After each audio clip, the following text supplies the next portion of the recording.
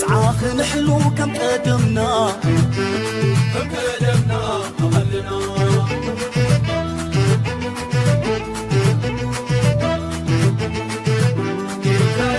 برهاوي لبانا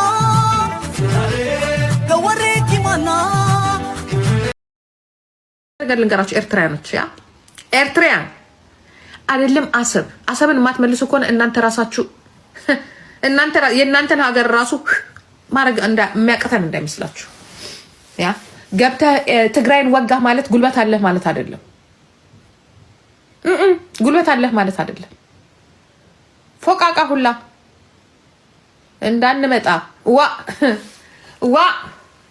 ዋ ዋ ዋ ዋ ዋ ዋ ዋ ኢትዮጵያዊ سلام تخطاتلت نايف channel كما يكنيكم كما يتخونوا السنة كتكونوا ناي وتر من يوتيو متشم زكونتات ناي أبي أحمد زربا أب محبراو ميديا ناي إرترانا إثيوبيان أبي شفني ركب كمزلون أغالبونا يبزح حسابات شف وسيدو خمزلون برقز ما قبول زخونة مخنيات ونيو مخنياتو إذا قد دايزين أبستفل عليه وقن كشرف زخل أرسس لزخونة مبار أبزا فيديو زيا التجبر ملسي بستفل عليه وجن زوهاب زلوا كنرينا بوجن إثيوبيا استفرارغه ملسي كنرينا نزق دايزي بستفل عليه من قديري ولو إثيوبيان عينوت إثيوبيان تعينت سنة حساب حزام يخدر له كنرينا بوجن إيرترا كما يمثل كنرينا بوليتيكال نياتنا إثيوبيا بزعبازي ززار بوزلو كنرينا قالوا دمان زو أرسزينا كما يكون تذكري وهم زغلو نمنتاي مغنيات دما كم زخون كم زغل كنرينا سلازي أبزا فيديو زيا كيرشع كرما منجس إيرترا دما وقعوا ملسيه بلو بزعبا زكونتات زي نسون أبزو كدايزي تنريينا سلازي استفل عليه عرستي دي شفنت فيديونا غنري لايك قبرو سبورت قبرو بزوحنا قرد ما كابزا فيديو كلم هار كم نغل أتقول داي دما بقليلو كراز غل كم زي كوني مجنزا بيرلي قد من أبكال عينت حماق حسابات مخادنا إثيوبيان بستفل عليه من قديم تريوز نبرو زيا ناي أورومو أكتيفيست كتزاربز أنا سمعنا لنا عصبناتنا إثيوبيان تتنقعوا كانت فاكمينا بسلام عصبنات زيبكمنا نتهاجركم ممكن من تلاينا نبلت كتزارب يا بخال من قدون من البت ملي واخي كوكي مسلكم أبكال من قدون كتزارب كن سمعينا لايك جبرو سبورت جبرو مجمر ياسك ناي كالوت إثيوبيان بزحات إثيوبيان زترخبول ديسكاشن كنسمع let's go سبب أورومو يا بالهجة من قصفة أي بحار إثيوبيانو بتلين على منهم هجينا استكاكل اندهاجر مجمرة اندهاجر بدرق أودبم عبر منور إنشلالن ديسنتي وانا لايف منور إنشلالن جن من دس طيب لالو مجمرة بزعبا أي بحرم بزعبا عصبن مزرابنا بزعبا قداينا إثيوبيانا أنت نزارب داي محشن أنتي مالوتيو أبزوان زي من البات كتاتل وانتو خينكم كناتاتنا إثيوبيا أب تحرتي كوينات ناي تجراي بريتوريا بسلام ودو أبا محرا أمونغو فانون فدرال منقسم برتعو قالو ويكا حدقا كونتات هالو زدما حزب محرا بعابي وكل انت زيبلنا أنصار فدرال منقسلو زدما بعابيو أبي فدرال منقسي أب تقراي نتنا هو حد حيلك سعر مغالو بدقف ناي فانو كم زخوني زبس حوغانات زدقفو زسمام عولو حكيم أبتي وقزك هازنا بردما نخدقفو إلو تفدرال منقسي نتوم فانو تهدرات سفع زبالو تهدراوي سلت أنا أتوارن يهبهم كم زنبرن دحيرو عبد السماء معجن ناتهم دمس ناتهم ريتون ناتهم حسب عبد متكيتوي مس هو حد كم زوده زدما نتي طلبات نسو مبصعاتي لهم زنبره بفلاي دما ناي مريت صقمون سلازلو از كونتات زي عب جاب كم زلو منغوزيوم وغناتنا نرزلنا هجي انتاي مزبل زلو ابي ابزوان زي مستوم اورومو خوينو قيح بحري يكون كاله تزارب زنبره انتاي بلصنيو أب أورومو توم أورومو تايم زولو زول عدي سابان أتنا مريتيا زبل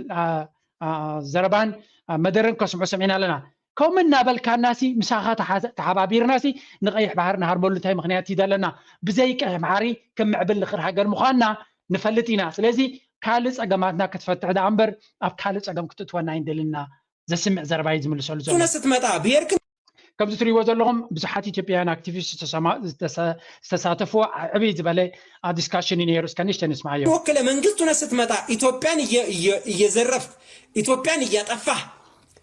የራስክን ቡድን በማህበረሰብ ስም ወከለ የራስክን ቡድን ብቻ ኢኮኖሚውን ወታደሩን ሁሉን ተቆጣጥረ የኔ ማትለውን እየገደልክ ታሪክ እየፋክ ነጠላ ላይ ቀለም እየፋክ ታሪክ እያዋረድክ ኢትዮጵያዊነቱን አንገት ደፍቶ እንዲሄድ አውልክ ካላወቅ ግንባርክ እንታይ ዝብል ዘሎ ሓንቲ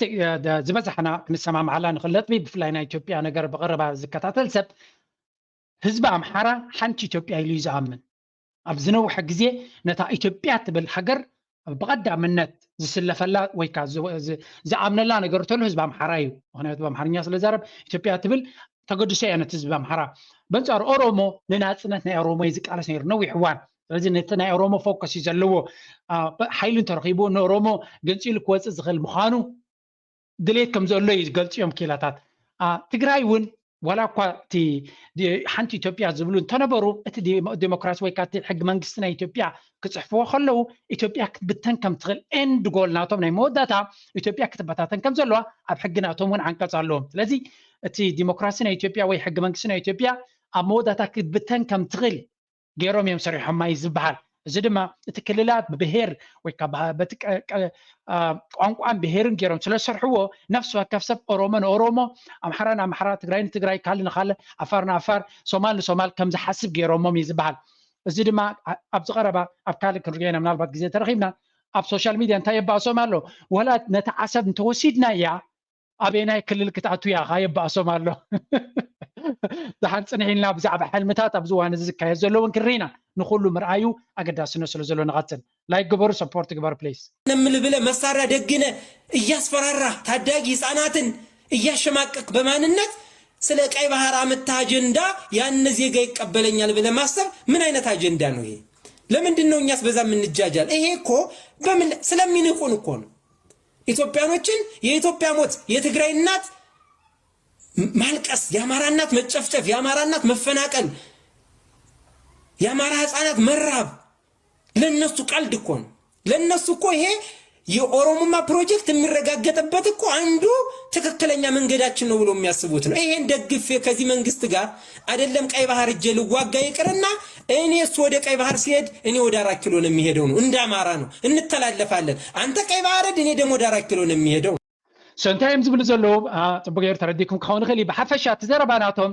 እዚ ጌም እዚ ወይ ካዛ ኣብ ዝኽተሎ ዘሎ ኣቀድማ ቢላፍ ካለ ግዜውን ሓቢረኩም ነይረ ብዙሓት ኪላታት ከም ዝሪዎ እቲ ዝተኸተሎ ስትራቴጂ ኣብ ጌታቸው ረዳውን ቅድሚ ዓመት ተዛረቦ ከነምጻልኩም ኢና ከምጻልኩም ይጽነይለ እንታይ እዩ ዝብል ዘሎ ኣቢ በመሰረቱ ኣብቲ ናይ ኦሮሞ ሓይል እንዲዩ ተደጊፉ ዘሎ እንታይ ግን እቲ ስትራቴጂ እቶም ዓበይቲ ስጋታት ናቶም ትግራይን ኣምሓራን እዮም መጀመርያ ምስ ፋኖን ምስ ኤርትራን ኮይኑ ንትግራይ ሃሪማ ኣዳኺሞም ኣሎ ድሕሪኦም ንኣምሓራ ድማ ይጭፍጭፍ ኣሎ ሕጂ እንታይ እዩ እዚኦም ክልተ ተቐናቐንቲ ሓይልታት ድሕሪ እዞም ክልተ ሓይልታት ኣምሓራን ኦሮሞን ተደቂሶም ለይ ድሕሪኡ ዓባይ ኢትዮጵያ ሒዘ መንግስቲ ኤርትራ እውን ኣብቲ ናይ ትግራይ ፅኒልና ሰማዕና እዛ ጌም ናቱ እንታይ ከም ዝነበረ ሶ እንታይ ሕጂ ንኩሎም ኣዳኺሙ ናይ ኦሮሞ ሰፊሕ ሃገር ንምህናፅ እዩ ዝኸይ ዘሎ እንድሕር እሱ ኮይኑ ኣጀንዳ ናቱ ንሕና ኣምሓራ እንታይ ዝእትለና ኣብዚ ንሳቶም ንቀይሕ ባህር ክኸዱ ከሎ ኣጀሊናዮም ና4 ኪሎ ንአዲስ አበባ ኢና ንኸይድ ክንተሓላለፍ ኢና መንገዲ ይብሎ ኣሎ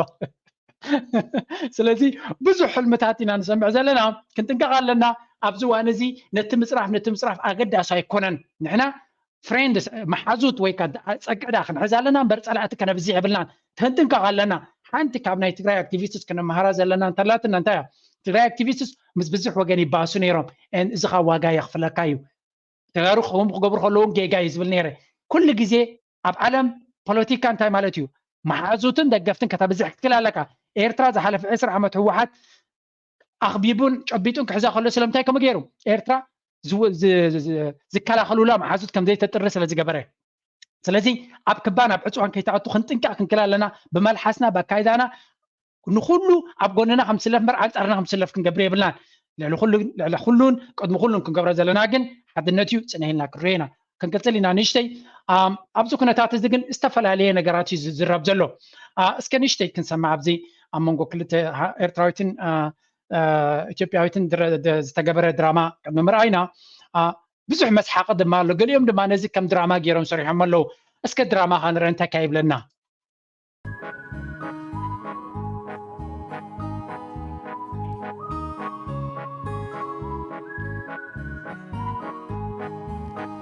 يحلم يزلو حلم غيرلو ቡና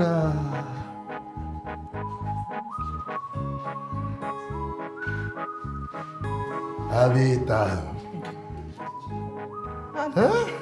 አንተ ምንድነው ጓል ባህር እኮ ነው የሚታየኝ ባህር በምን ውሃ ነው ያፈላሁት ምነው ጋሽ ሰውነት እስኪመጡ ብትጠብቅ ጋሽ ሰውነት እኔም ለዚህ ሰዎች ምን እንዳደረጉ አላውቅም የሆነ ነገር ገብተው ቡና አፍተው ጠጥተዋል ከዛም በኋላ ባህር ነው የሚታየኝ እያሉ እየተሽከረከሩ ነው አንድ ነገር ነው ላይፍጠሩ በጃን ሆይ ከዛ ተቢጫው ጀሪካን አፍልቶት እንዳይሆን አዎ ከቢጫው ጀሪካን እኮ በቃ በባህር ውሃ አፍልተው ነው ወንዴ ለጠበል መጣ ነበር ነው እኔ እኮ ቡናውም አጉል ቀልቶብኛል ጣዕሙም ወደ ይላል ወደ ብጥዒሞ ኣሎ ሱ ተኻላይ ድማ ጥዒሞ ኣሎ ሱ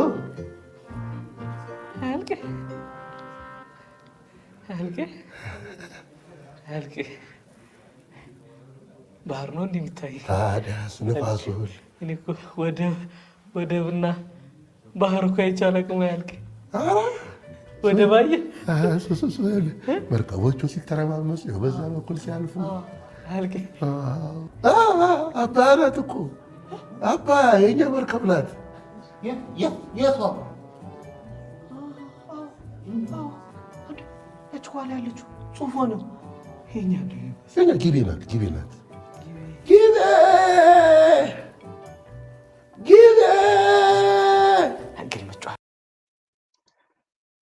እንታይ ዝረአዮም ዘሎ ኣብዚ መሲልኩም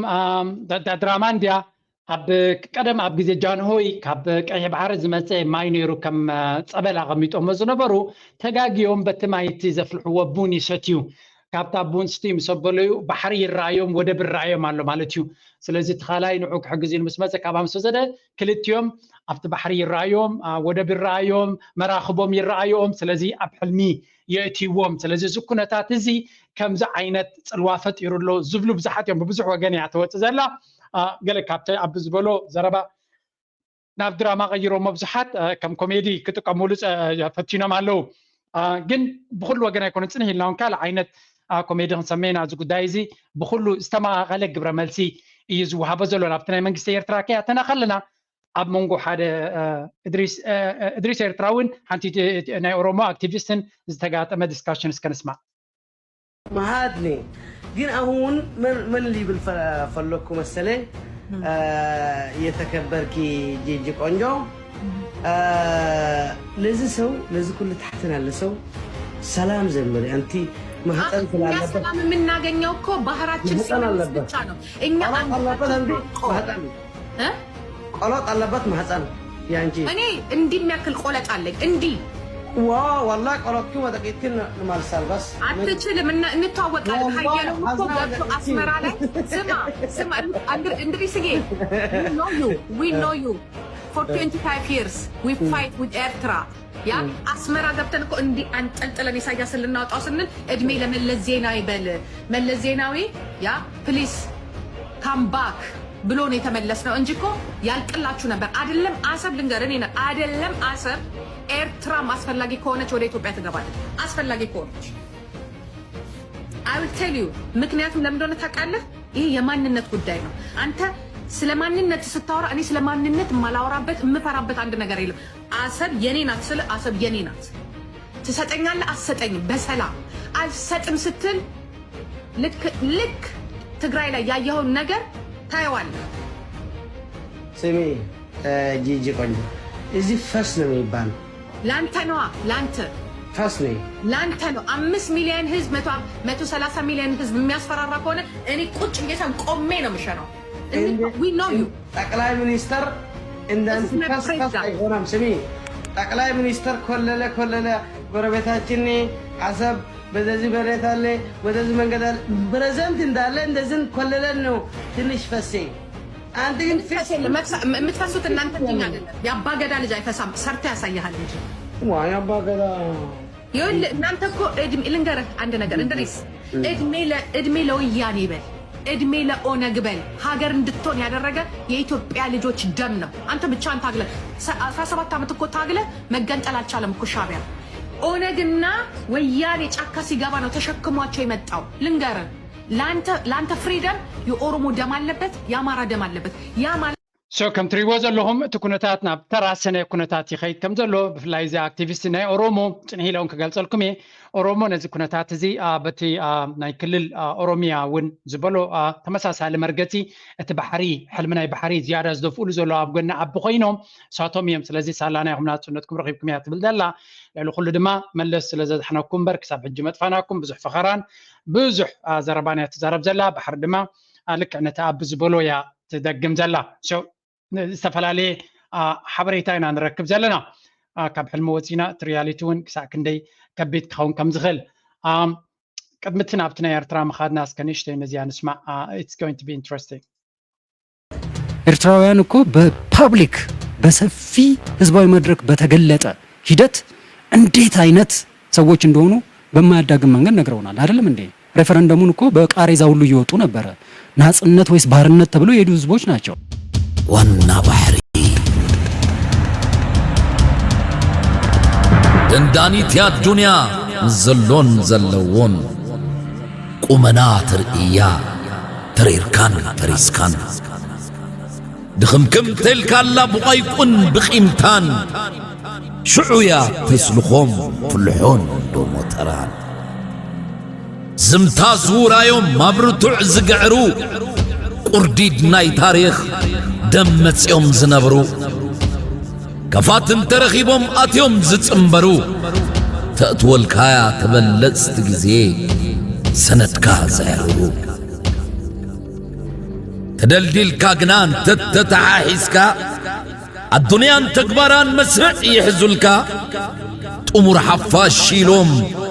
ዝባኖም ምህቡኻ ኣመዝ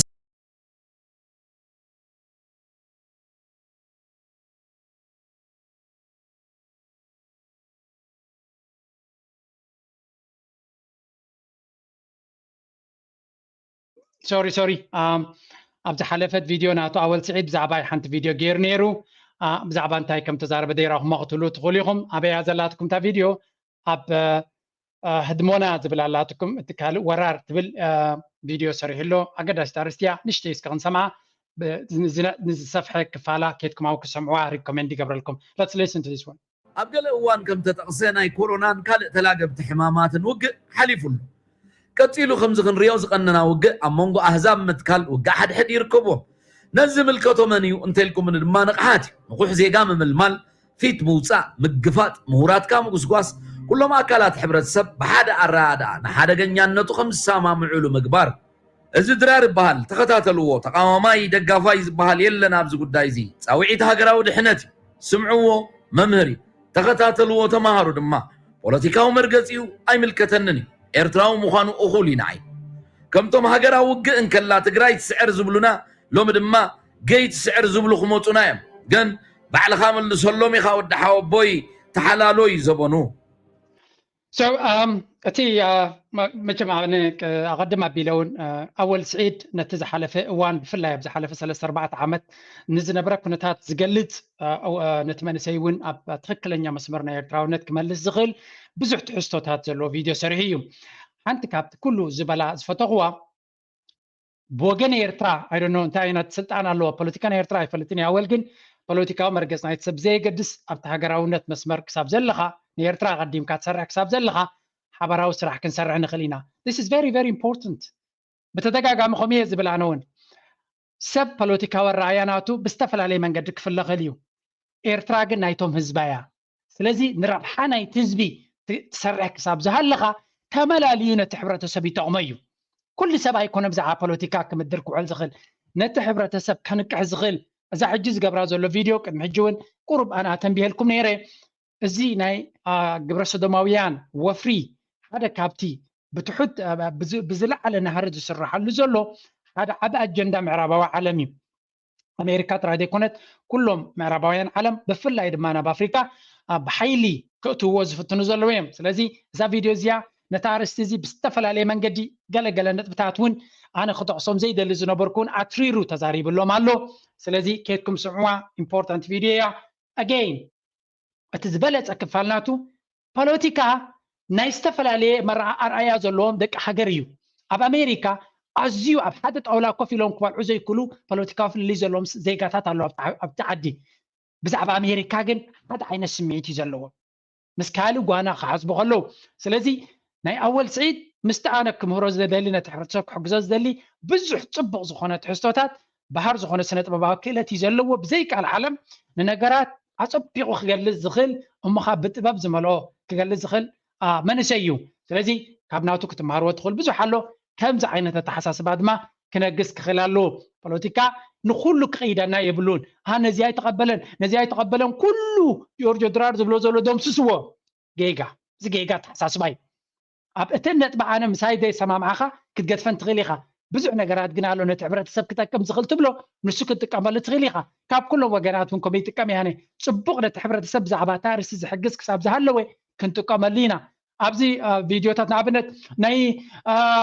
ناي وتكابو حج مزبرجين محمد سلو زلو تناي كرم درفتات سلمتات نو اتدرفتين ايرترا ميت خقلص ازخليو نزي حج زلو كنتات ما زدليناي كنتو كملينا أبرار عثمان بوليتيكا ورداداناتو بزي قدس أب منتاي درجالو والقاو ركب يبلي مزوم سبازياتهم اتسنه طباباو درفتاتناتو ግን ልክ ነዚ መድረኽ ዘለናዮ ዝገልጽ ስለ ዝኾነ ክትጥቀመልየ ካብ ኩሉ ወገን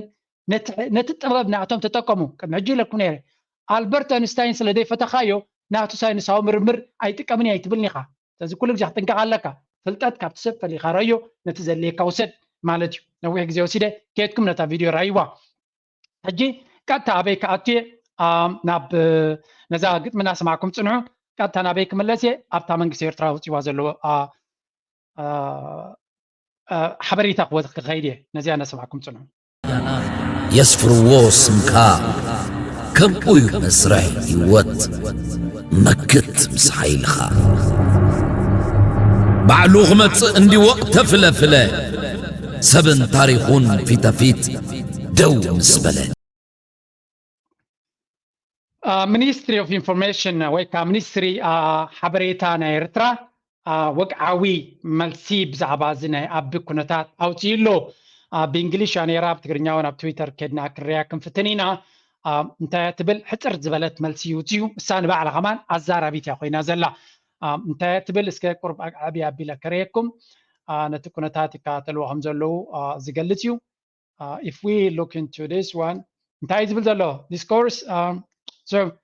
both actual and presumed on water, access to the sea, and related topics floated in the recent times and are numerous and excessive indeed. The affair has perplexed all concerned observers. ስለዚ እዚ ሓበሬታ እዚ ዝወፅእ ዘሎ ካብ ነዊሕ እዋን እውን ዝፀንሐ ዝደጋገምን ኣዝዩ ብዙሕ እንታሽሙ ዘለዎን ከምዚ ዝርብሽ ዓይነት ወይ ከዓ ንኽትርድኦ ኸማን ዝኸብደካ ዓይነት እዩ ብትግርኛ እውን ተርጊሞ መፀነ መብዛሕትኡ ግዜ ሚኒስትሪ ሓበሬታ ናይ ኤርትራ ዘውፅኦ ዕብይ ዝበለ ቃላት እዩ ዝጥቀም ስለዚ ብቐጥታ ክትርጉሞ እውን ይኸብደካ እዩ ብሓፈሻ እንታይ ዝብል ዘሎ ተገሪሞም ከም ዘሎ እውን ናበይ እንታይ ክብሉ ከም ዘለዩ እውን ንፁር ከም ዘይኮነ ፓዝል ከምዚ ንፁር ዘይኮነ ሓበሬታ ከም ዝኾኑን ይዕዘብዎ ከም ዘለዉ እውን እዮም ገሊፆም ዘለዉ in the event ኣብዚ ኩነታት እዚ the government of Eritrea repeatedly reiterated that it will not as ever be drawn into such allies and platforms ኣብ ከምዚ ዓይነት ሓሸውየ ክንብሎ ንኽእል ኢና መንግስቲ ኤርትራ ብተደጋጋሚ ከም ዝገለፆ ወይ ከም ዘስመረሉ ኣብ ከምዚ ዓይነት ዝተፈላለየ ዓይነት ሓበሬታን ወረን ክኣቱ ከም ዘይደሊ ይብላ ኣሎ ከምኡ እውን the government of Eritrea further urges all concerned not to be provoked መንግስቲ ኤርትራ ደጊሙ ድማ ንኩሎም ወገናት ብዛዕባ በዛ ኣርእስቲ እዚ ሕማቅ ክስምዖም ከም ዘይብሉ ፕሮቮክት ወይ ከዓ ክቅስቀሱ ከም ዘይብሎምን የዘኻኽር ዓይነት እዩ ምናልባት ኣብ ትዊተር ንእሽተይ ክንከይድ ቅድሚ ናብ ካልእ ድሓን ኣብቲ ምልስ ኢልና ክንሪያ እንዲና እዚኣ ነዛ ኩነታት እዚኣ ትገልፅ ሓንቲ መደረ ናይ ኢሳያስ ነይራ ቀደም ፕሬዚደንት ኢሳያስ እስከ ንሳ ክንሰምዓ ክንፍትን ኢና let's go نملسنا بتي كنتات بتقرنيا ونصبق يا خطر جملكم يقرب كبز بلغالات ونسلو زلوا ኣብ ጉዳይ ዶባት ይኹን ካልእ ንልኡላውነትናን ህላዌናን ክብረትናን ዝትንክፍ ጉዳያት እውን ተኾነ ብዓቕልን ትዕግስትን ሰላማውን ሕጋውን ፍትሓት ካብ ምንዳይ ኣይክንስልክን ኢና ብጃህራን ፈኸራን ተሰናቢድና ተንበርኪኽናን ተሳዒርናን ኣይንፈልጥና ዝፈከሩን ዝተጃሃሩን እውን ስለ ዝረኣናን ስለ ዝረብረብናሉን كم ذا سمعكم ما تي ملسنا توم لك أنا تا ناتو زربا تنصبارق يعني را زخونه يكون هدي زبالة ملسي نابتو زولو كنتات النهرن كاتو كم زي دلن زجلس حبريتا يوت ملسي أبتكرني تترجماني را أنت رقيبا كم سألكم كفتني أبتو يتراتيناون ناتو زولو public opinion كنريو كم فتنينا سو إذا كم زيلو نهالوي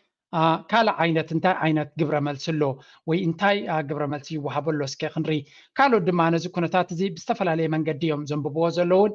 بستفل عليه من قديهم قبر ملسي زبولون زلو سو اسكي كالي حبريتا نزيانا سمعنا نصنح نابتاناي بريزدنتناي إثيوبيا سوزاربت تكياتنا خلنا بزعبانا يعب بزح سبي شوكت كوين زلو اسكي زياخا نسمع بزعباتا مدرناتو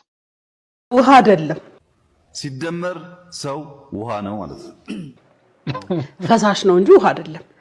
ደረቀ የምንለው አጥንት እንኳን 22% ውሃ ነው እኔ አብይ ጌታ ይርዳ እንደው ወይኔ ወንድሜ እንደው እውነት እኔ በጣም ነው ምን ሰው ልጅ ልብ 79% ውሃ ነው በጋራ ያላበድነው እኮ እግዚአብሔር ረድቶን ነው የሰው ልጅ ብሬን 75% ውሃ ነው ግን ውሃ አይደለም አንድ ሰው እስከ 1 ዓመት ድረስ 86% ውሃ ነው ረሚዲ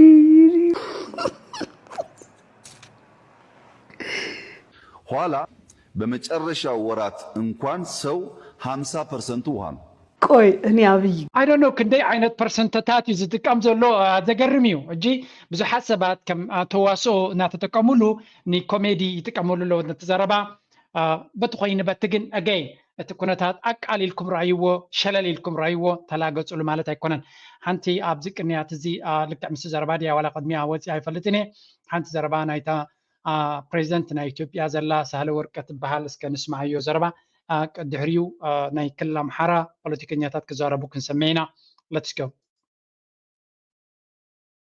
okay እዚኣ ቪድዮ ሬዲ የላን ክሳብ ንሳ ትኸውን ነዚያ እናቐፀልና ፅንሑ አለድም ካንተ ጋር ተሰልፊ ቀይ ባህር ይዳሸንፍ ነው ፈረሱም የኛ ነው ተዋጊውም የኛ ነን አይደል የሚለው ይሄ ቡድን ታሪኩም የኛ ነው ስለዚህ ምራና እንዳድዋ መርተ ሄደ ፈረሱንም ጋልበ ሄደ ዋይንተና ቀይ ባህር እኛ ደግሞ የሚገለን ክፉ ልማድ አለን እድሎች በእጃችን እያሉ እንደዋዛ እናሳልፋቸዋለን ከዘመናት በኋላ እንቆጭባቸዋለን የምንነጋገረው ስለ ሀገራችን ነው የምንነጋገረው ስለ ጋራ ቤታችን ነው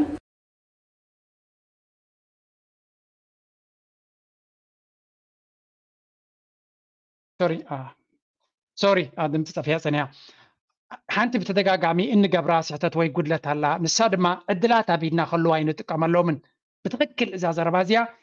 ንምንታይ ከም ትጥቀመላ ዘላ ተመሊስና ክንርያ ኢና ምክንያቱ እዚኣ ኩነታት እዚኣ ነዚያ ክትብል ዘገደዳ ካብዚ ከይከውን ዝብል እምንቶ ኣለና ኣነ የምንነጋገረው ስለ ሀገራችን ነው የምንነጋገረው ስለ ጋራ ቤታችን ነው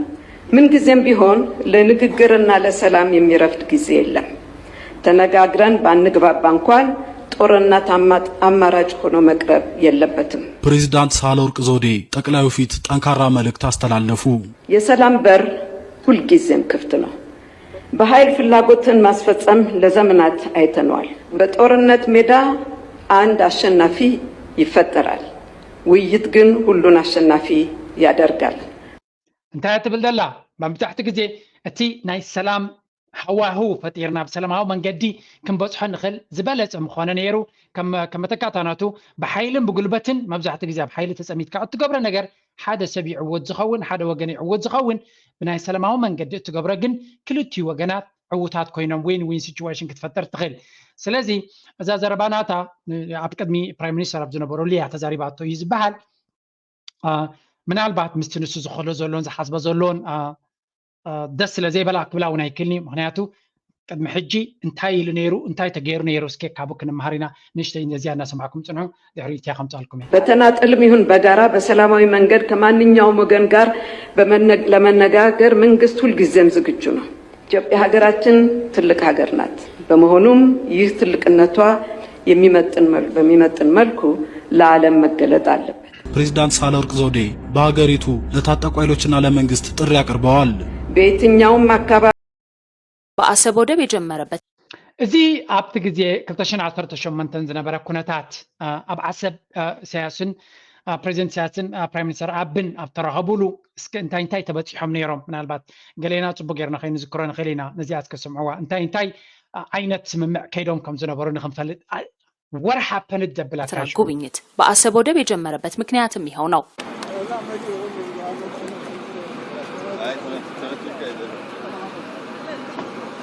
ከአሰብ ወደብ እስከ ኢትዮጵያ ድንበር ድረስ ያለውን የ71 ኪሎ ሜትር መንገድ ይዞታ ለመመልከትም በሁለቱ መሪዎች በጠቅላይ ሚኒስትር ዶክተር አብይ አህመድና በኤርትራው ፕሬዝዳንት ኢሳያስ አፈወርቂ የተመራው ልዑክ ጉዞውን ወደ ሸባን ሀድ አድርጓል።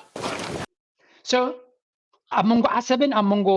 ኢትዮጵያን ዘሎ ኩነታት ንምስትኽኻልን ብቕልጡፍ ናብ ስራሕ ንምእታውን ብዙሕ ስጉምትታት ወሲዶም ነይሮም እዮም ከይዶም ሪኦም ጥራይ ዘይኮኑስ ነቲ ኩነታት ንኸደላድሉ እውን ዓብይ ጎስጓስን ስራሕን ከም ዝግበር ዝነበረ ኢና ንዝከር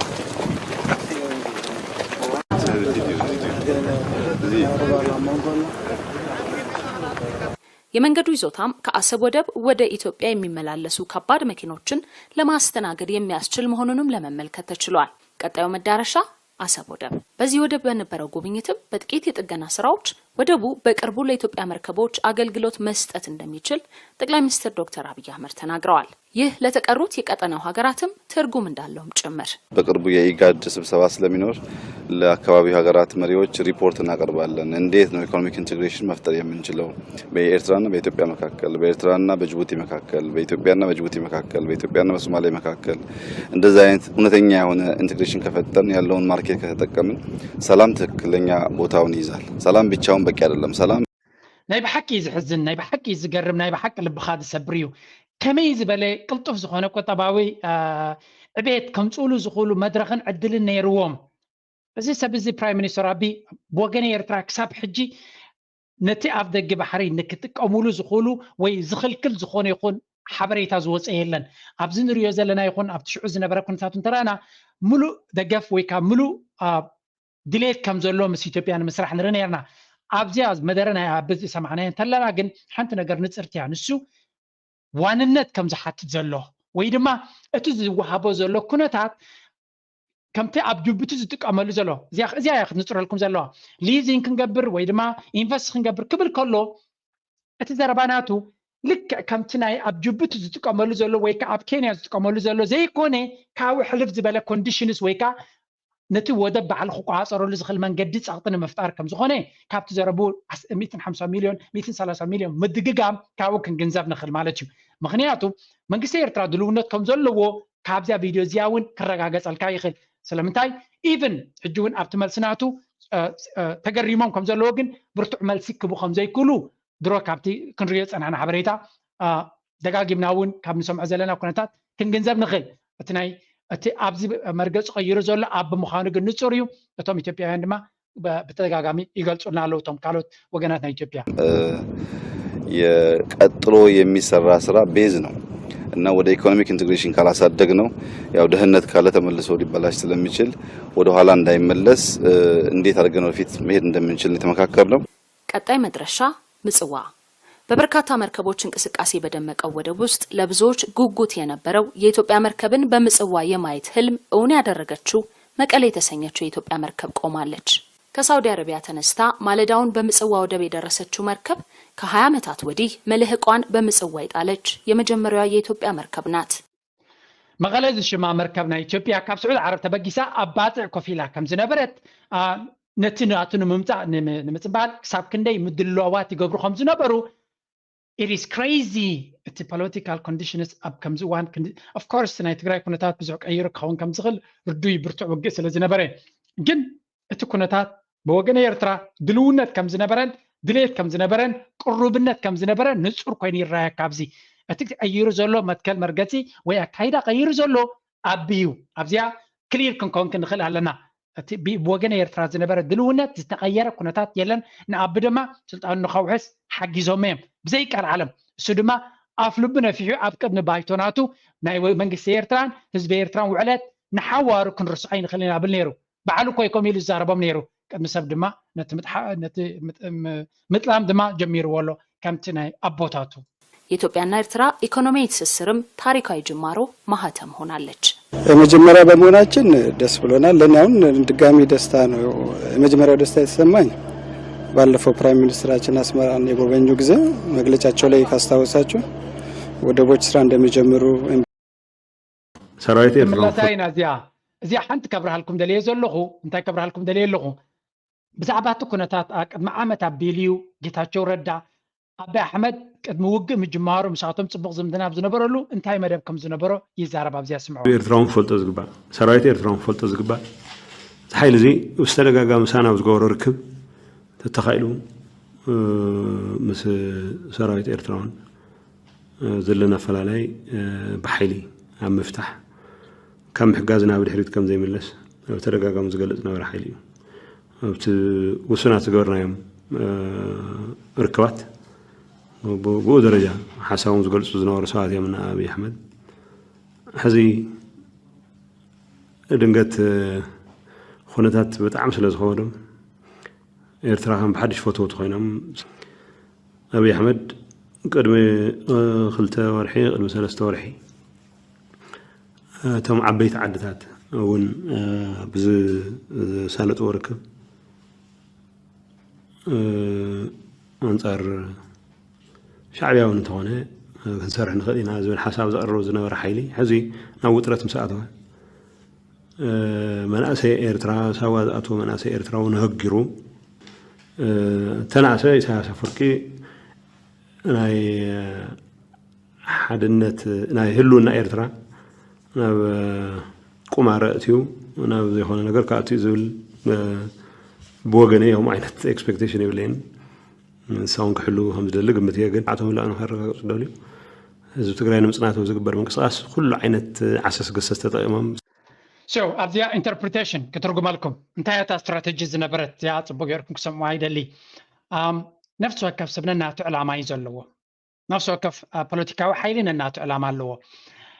ብወገን ኤርትራ እንታይ ክኸውን ይኽእል ነይሩ ኣብቲ ዕላማቲ ህወሓት እጂ ጌታቸው ረዳ ክዛረብ ከሎ ናቱ ስትራቴጂ ናቱ ዕላማን ኣለዎ ንምንታይ ይዛረብ ኣሎ ንሕና ካብኡ ክንወዞ ንኽእል ሓቂ ኣሎ ኣቢ ክሓስቦ ዝኽእል ኢሳያስ ክሓስቦ ዝኽእል ሰለስቲኡ ክንሪአ ኢና መጀመርያ ብወገን ኤርትራ ዕላማ ናይ ኤርትራ እንታይ ነይሩ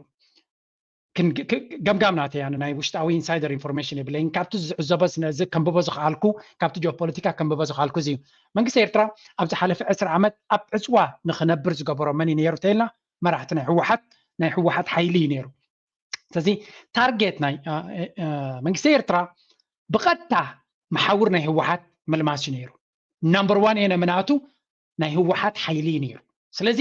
by all accounts ምስ ዝኾነ ይኹን ፓርትነር ኮይኑ ነዚ ዕላማ ዝንክሓርም ናይ ግድን ይኾም ክፅዕር this is logic ክንርድኦ ዘለና ስለዚ ኣብ እንታይ ሽጣር ኣለዎ ንምንታይ ዕላማ ይፅግዖም ኣሎ ንምንታይ ብዘይገድስ ኤንድ ጎልናቶም ህወሓት ኣብ ስልጣን ተመፅዩ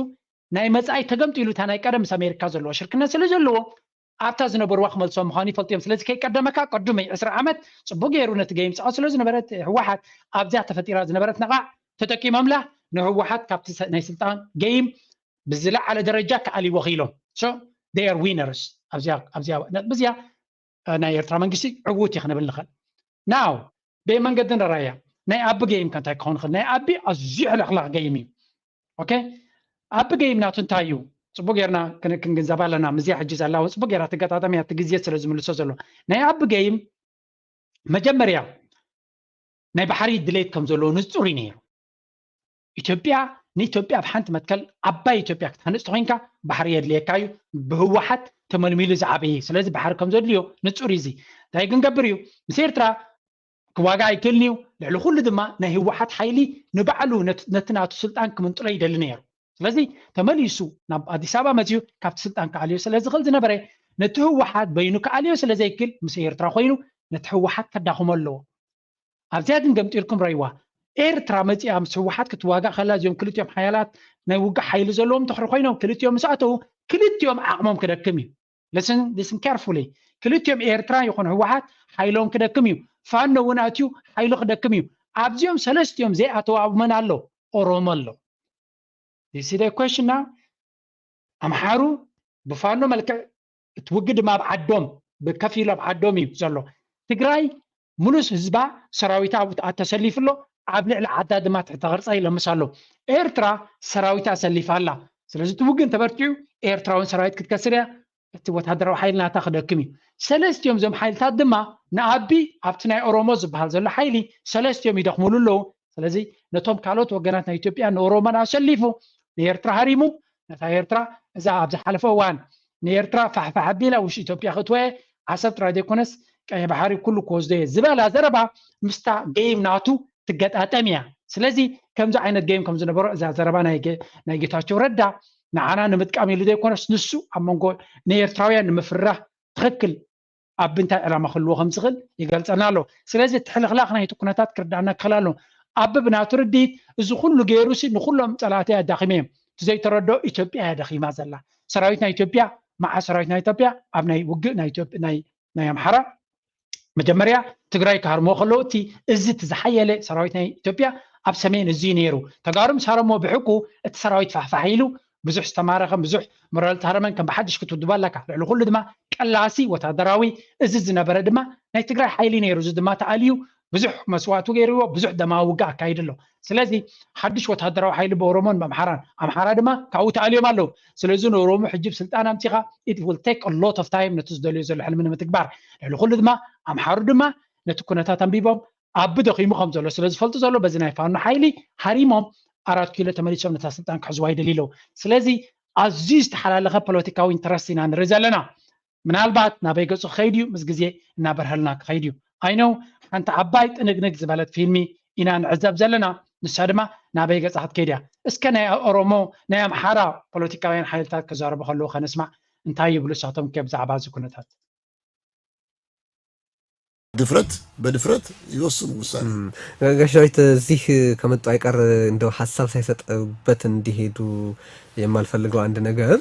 በዚሁ በቪዥን ኢትዮጵያ ጉባኤ ላይ ከኤርትራ ጋር የነበረውን ግንኙነት በተመለከተ አንድ አስተያየት ሰጥተው ነበርና እዚህ ላይ አጭር ሐሳብ መስጠት ይችሉ ከሆነ ልሞክር ነው። ምንድነው ከኤርትራ ጋር የተጀመረው ስምምነት በጣም ጥሩ ነው፣ ግን በውል መሆን አለበት አሉ። የኔ ጥያቄ ለኢትዮጵያ የባህር መውጫ የማይሰጥ ስምምነት እሱ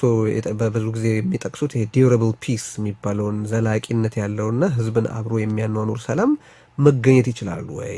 የኢትዮጵያዊስ ይሄ የአልጀርስን ስምምነት አይነት በጣም አሳፋሪ የኢትዮጵያን ጥቅም የማይጠብቅ ስምምነት የመቀበል ግዴታ አለበት ወይ ኢትዮጵያዊ እንደ ኢትዮጵያዊ? እና እንዴት ነው የሚያዩት ይሄን ነገር የሚለውን ነገር? ይሄን ነገር የማየው ቀላል ነው መልሱ። ብቻ ብዙ ሰው ትንሽ እንትን ውዝግብ የፈጠረ ነው። ኤርትራ ነፃ ሀገር ነች። ኤርትራ የነበረውን የኮሎኒያል ባውንድሪ ይዛ ወሰን ይዛ ነፃነቷን አወጃለች። ይሄንንም ነፃነት ደግሞ መንግስት አጽድቆታል። የነበረውን ኮሎኒያል ባውንድሪ ይዛ አይደለም ነፃ የሆነችው ኤርትራ በነበረችበት ጊዜ ማለት መጨረሻ ላይ ለምሳሌ ኤርትራ ወደ አገርነት ለመቀየር በምትሄድበት ሂደት ውስጥ አሰብ የት ጋር ነበር የሚል ጥያቄ የሚጠይቁ ሰዎች አሉ። በኤርትራ ስር ነበረ ወይ? እና ሰንታይ ኩነታት እቲ እንተታትዩ ዝዛረቡ ዘለው ኤርትራ ግን ናጽ ሃገርያ ናጽነታ ዘአመነትያ ምናልባት ተዛዛረብ ዘሎ ኩነታት ቶም ናይ አምሓራ ይመስለኒ እዚ ኤርትራ ናጽነት ዘሎ ሃገር ያሉ ላውነት ዘሎ ሃገርያ ክትኣቱ ይትኽእልና ኢትዮጵያ ግን በቲ ወገን ዋላ እኳ መኒሊክ ሂብዎም ዶ ገሎ እንተበልና እውን እዚኦም ሰባት እዚኦም መራሕቲ ናይ ደርጊ ናይ ሃይለስላሴ ናይ መኒሊክ እዚኣቶም ሙሉእ ብሙሉእ ንህዝቢ ኢትዮጵያን ረብሓ ኢትዮጵያን ክውክሉ ዝኽእሉ መራሕቲ ኣይኮኑን እውን ዝብል ዘረባ ኣሎ ንእሽተይ ንስማዓዮ ናብ ትዊተር ክንከይድና ቅኝ ግዛት ውሎች የሚሉት ሲገነጠሉ የነበራቸውን ግዛት ብቻ ይዘው ይሄዳሉ የሚል ሆኖ ሳለ የኢትዮጵያ የባህር መውጫም አንድ ላይ ተደርቦ ተሰጥቷታል የሚል ክርክርም አለ አብሮ ለዛ ኤርትራ በእንግሊዞችም ጊዜ በጣሊያኖችም ጊዜ ከዛም በኋላ መጨረሻ ላይ በደርግ ወቅት እዛው ነበር አሰብ ከኤርትራ ውስጥ ነው አሰብ በመጨረሻው ጊዜ ራስ ገዝ ሆኖ አልነበረም ወይ አሰብ ራስ ገዝ ማለት እኮ ኤርትራ ውስጥ ነው ራስ ገዝ ነው ከኤርትራ ጋር እንዴት አድርጎ ራስ ገዝ ሆኖ እንጂ ኤርትራ አሰብ ሁሉ ጊዜም ግን ኢትዮጵያ በቤስት ኢንትረስቷን በሚጠብቁና በሚከላከሉ መሪዎች ተወከለ ነበር አሁን ቀደም ሲል እርሶ የህገ መንግስት ጥያቄ ያነሳሉ አይደል ህዝብን የሚወክል ጥያቄ ህገ መንግስታዊ ሂደት ስላላለፈ የህዝብ ሰነድ አይደለም ብለዋል ስለዚህ መሪዎቹ የህዝብ ወኪል ናቸው ወይ ያንን ልክ ነው እሱም ያከራክር ነገር ነው ምክንያቱም የዛን ጊዜ መለስ ዜናዊ ትልቁ አጀንዳው የኤርትራን መገንጠል እውን ለማድረግ ነው የተነሳ ምንም ያ ሁሉ ሰራዊት ስንት ደሙን ያፈሰሰበት ሀገር ስንት ህዝብ ያለቀበት መሬት እነዛን ወታደሮች ሁሉ አምጥቶ እዚህ መንገድ ላይ አፍስሶ ከአስመራ ከተማ ጀምሮ በየመንገዱ ብትመጣ እስከ ማይጨው ትግራይ ወሎ መንገድ ላይ የሚሸጡ የሞቱ የድሃዎች የነዚህ የጦሩ ባለቤቶች ናቸው የጦሩ ልጆች ናቸው የጦር ሰራዊቱ እዛ ያለፉ እና በጣም የሚያሳዝን ሁኔታ ነው ያንን ሁሉ እንኳን ከንተን የኢትዮጵያን ህዝብ ሳያማክር በራሱ ወስኖ ኢትዮጵያ ኤርትራ እንድትገነጠል አደረገ የዛ ጊዜ ምናልባት ብዙሕ ኣዘራባውነት ኩነታት ክህልዎ ክኽእል እቲ ኩነታት ንሳቶም ይቀበልዎ ኣይቀበልዎ ናይ ታሪክ ሕቶ ኣይኮነን እዚ ኤርትራ ሉላዊት ሃገር እያ ሉላዊት ሃገር ጥራይ ዘይኮነት ከዓ ብሬፈረንደም ዘረጋገፀት ሃገር እያ ዋላ እውን ኣካል ናይ ኢትዮጵያ ብላብላ እንተበሉ እውን ኤርትራ ህዝቢ ኤርትራ ካብ ኢትዮጵያ ምስ ኢትዮጵያ ዝኾነ ነገር ብወታደራዊ ሓይሊ ጥራይ ዘይኮነስ ብድምፁ ብሬፈረንደም እውን ናፅነቱ ዝኣወጀ ህዝቢ እዩ ኣብኡ ሸንኩለል ዘንብር ምክንያቱ የለን ሓንቲ ንእሽተይ ሓበሬታ ክንሰሚና ልዕሊ ኩሉ ንታሪክ ናይ ምጥምዛዝ ክለ ስለ ዘሎም ብዙሕ ርእቶ እዩ ዝወሃበሉ ዘሎ እዚ ኩነታት እዚ ሰብ መንግስቲ ኤርትራ ነቲ ዝሃቦ መግለፂ ዝተፈላለየ ዓይነት ግብረ መልሲ ይወሃበሉ ኣሎ ብዙሓት ሰባት ድማ ዲስኣፖይንትድ ከም ዝኾኑ ይንገራሉ መንግስቲ ኤርትራ ልኡኽ ናይ ኤርትራ ኣብ ግብፂ ኣብ ዝፀንሓሉ ፍሉይ መልእኽቲ ናይ ፕሬዚደንት ኢሳያስ ናብቲ ፕሬዚደንት ናይ ግብፂ ከም ዘብፅሐ ግብፂ ኣብዚ ኩነታት እዚ ክትሕጓስ ከም ትኽእል ንፁር እዩ ኣገን ብተደጋጋሚ ብዙሕ ሰብ ዲስኣፖይንትድ ከም ዝኾነ ካብቲ ፕራይም ሚኒስተር በቲ ንሱ ዝገብሮ ዘሎ መንገዲ ከም ተሰምዖ ሕማቅ ከም ተሰምዖ እዮም ዝዛረቡ ዘለው ብዙሕ ኣገን ሪትዊትድ ዝኸውን ዘሎ እቲ ናይ ኤርትራ ሓበሬታ እዩ ንፁር እዩ ዋላ እኳ ሓፂር ተኾነ ንፁር ሓበሬታ ይሂቡ ዘሎ ስለዚ ብዙሕ ኣብታት እዚ ንትን ክንብል ኣይንኽእል ኢና ከምኡውን ነቲ ቀደም ዝነበረ ኣገን እቲ ቦገን ኤርትራ ዝነበረ ተስፋታት ወይ ናይቲ ሰላም ዝነበረ ሃዋህው በዚ ናይ ሕጂ ኣብ ዝገብሮ ዘሎ ብዙሓት ወገናት ወላ ብዓቢ ደረጃ ኣፍሪካ እውን ፅቡቅ ከም ዘይተሰምዖም እዮም ዘሩ ዘሎ ኣገን ኣብዚ እውን ኣዲስ ስታንዳርድ ዝበሃል ጋዜጣ እውን መንግስቲ ኤርትራ ፑሽ ባክ ወይ ድማ ነቲ ኣቢ ዝዛረቦ ዘሎ ኣንፃሩ ኣቕዋም ከም ዘለዎ ይገልፁ ኣለዎ ስለዚ ብኩሉ ወገን እቲ መርገፂ ናይ ኣቢ ተቐባልነት ዘይብሉ ወይ እቲ ናይ ኤርትራ ኩነታት ንሕና ጥራይ ኣይኮነን ሓደ ትርጉም ንበኩም ዘለና ኣገን ብዙሕ ዓይነት ግብረ መልሲ ክንረክብ ንኽእል ኢና ኣብዚ ሓንቲ ክትንፅር ዘለዋ ግን እዚ እዋን እዚ ንኩሉ ሰብ ብትክክል ክሓስበሉ ዘለዎን ፅቡቅ ምድላዋ ዘድልዮ ኩነታት ምዃኑን ናይ መወዳእታ ነዚያ እናሰማዕና ናብታ መዕፀዊት ክናይት ክንከይድ ኢና ነገር ልንገራችሁ ኤርትራያኖች ኤርትራያን አይደለም አሰብን የማትመልሱ ከሆነ እናንተ ራሳችሁ የእናንተን ሀገር ራሱ ማድረግ የሚያቅተን እንዳይመስላችሁ ገብተህ ትግራይን ወጋህ ማለት ጉልበት አለህ ማለት አይደለም ጉልበት አለህ ማለት አይደለም ፎቃቃ ሁላ ኣብ ጉዳይ ዶባት ይኹን ካልእ ንልኡላውነትናን ህላዌናን ክብረትናን ዝትንክፍ ጉዳያት እውን ተኾነ ብዓቕልን ትዕግስትን ሰላማውን ሕጋውን ፍትሓት ካብ ምንዳይ ኣይክንስልክን ኢና ብጃህራን ፈኸራን ተሰናቢድና ተንበርኪኽናን ተሳዒርናን ኣይንፈልጥን ኢና ዝፈከሩን ዝተጃሃሩን እውን ስለ ተዘረባ ንፅር ትሰያ ኣይ ቲንክ ዋላ እኳ ሕጂ እንተዘይኮነ نأتي أكايدا نايت منجستي بتعجستي كتصبح خمزلو which is good تعجستي كل سبز خلها كونتن حيال نتبيع تتعجسكا تستزاربيو قالاتك عرز خيل زتعجس يكونن ስለዚህ እዚ ኩነታት እዚ እናተኸታተልኩ ዘድሊ ሓበሬታ ክበኩም እየ ዝኾነ ጉድለት ጌጋ ወይ ከዓ ዝተሰግረ ሓበሬታ እንተሎ ኣብ ኮሜንት ሰክሽን ግበሩ ላይክ ግበሩ ሰፖርት ግበሩ ነዚ ቻነል እናበልኩ ናይ ሎም ኣርስታ ኣብዚ ክንውዲ ኢና ኣብ ካልእ ኣርሲ ክሳብ ንራኸብ ተፅብቑ ቻው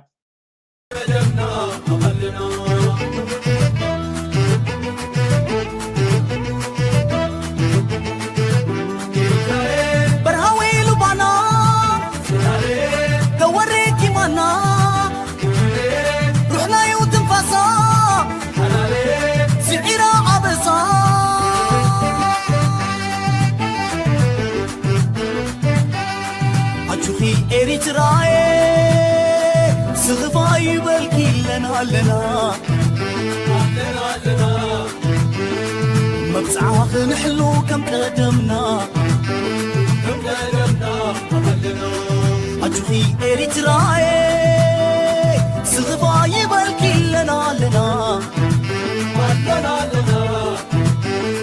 መብፅዓኽ ንሕሉ ከም ቀደምና